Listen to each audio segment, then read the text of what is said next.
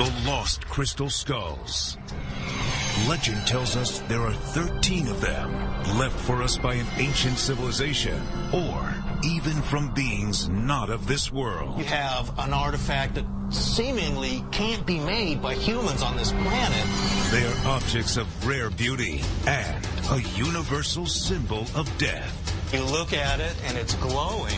Of the handful of skulls that have been found, most are human-sized, carved of quartz crystal, and believed by some to have strange powers that baffle scientists. The moment you carve a crystal into a skull, something happens. The crystal skulls are made from the same type of material that we now use in our microchips. Together, they are said to contain the secrets of the universe. Secrets that some claim will save mankind from an Armageddon prophesied by the ancient Mayan calendar. It tells us the world will end in 2012. Many people believe that 2012 signifies cataclysm. Over the millennia, some of the skulls and their secrets have scattered to the four winds. And legends tell us they must be reunited to prevent the coming doomsday.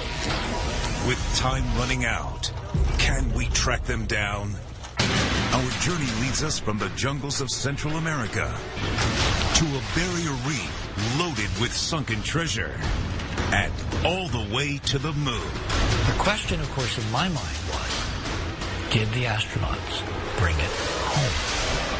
As Indiana Jones prepares to enter the kingdom of the Crystal Skull, join us in a real adventure. Wow, so that's what I wanted. I wanted to be able to say, hey, there's crystal here. With the clock ticking, can we track down the remaining skulls before it's too late? I feel that there's something underneath the ground here. Join us as we attempt to solve the mystery of the Crystal Skulls. Hello, I'm Lester Holt. This is where the mystery of the Crystal Skull begins, amid ancient ruins in the tiny country of Belize.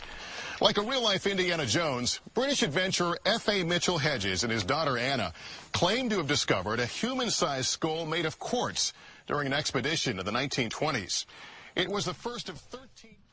Hey, you're on a Bob Charles show. How we doing, huh? Yeah, it's Friday night. That's right. TGIF? That's it. Or something like that. That really sounds good to me. And I'll tell you something. You know, the more and more you think about Fridays, the more and more you think about, like, oh, my goodness, what are we going to talk about today? Well, you know what? Hey, listen, I got probably one of the best guests in the world right now. He is actually the ancient crystal skull keeper of Earthkeeper. Raymond, welcome to the show.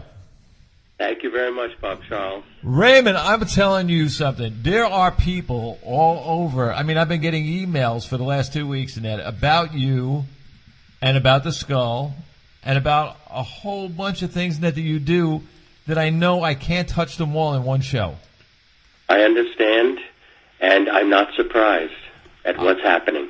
Yeah, you know what? I do have an assistant here with me this evening, Dee, and she actually has a question for you. And I'm not the kind of guy that goes around and asking people questions, but she did have one that was very, very, very in tone to what is going on right now, which I will ask you to expand a little bit on. And we want to know about 12-12-12. So, Dee, what was your question? My question is... Hey, excuse me first. Hey, Raymond, how are you? Wonderful.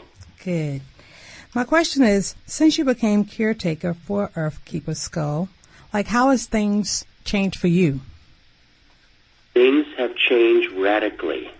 It was a miracle experience at 11/11/11 at the Crystal Skulls event in Los Angeles. 2 people came up, one from Peru, one from Germany, companions, and they said that this Earthkeeper skull wanted to be with me as I was lecturing on the ancient Maya and crystal skull. Then they came back at 4 o'clock and they said, he wants to stay with you. Would you be his caretaker? And it was, ever since then, I didn't know what it meant. I was very astounded. I didn't know what to say to them. It's worth a lot of money. People don't ordinarily do this, but it's a sign to me of what's coming. It's a time of transformation and a time of miracles. And what has happened since then is that I have found that it's not so much I communicate with Earthkeeper. He communicates with me and arranges things in my life. That's the tenor of the communication that I have with this skull. And what has happened is it seems like he has a connection to Peru. And all of a sudden, I am drawn to Peru. We went to Peru, and then suddenly my daughter is going to marry a fellow from Peru, and there we go again next month. And I'm going to visit Caral and hopefully Aspero on the coast, about 85 kilometers north of Lima, and I believe this is all being arranged by Earthkeeper. Wow. Yeah. And that is something that, well, all right, let me go back just a little bit. Did Earthkeeper ever communicate with you and tell you who he was? No. Earthkeeper knows that I know who he is. He doesn't have to identify himself. Ah, okay. Okay. Because I've been doing research on the ancient Maya and crystal skulls for many years, decades.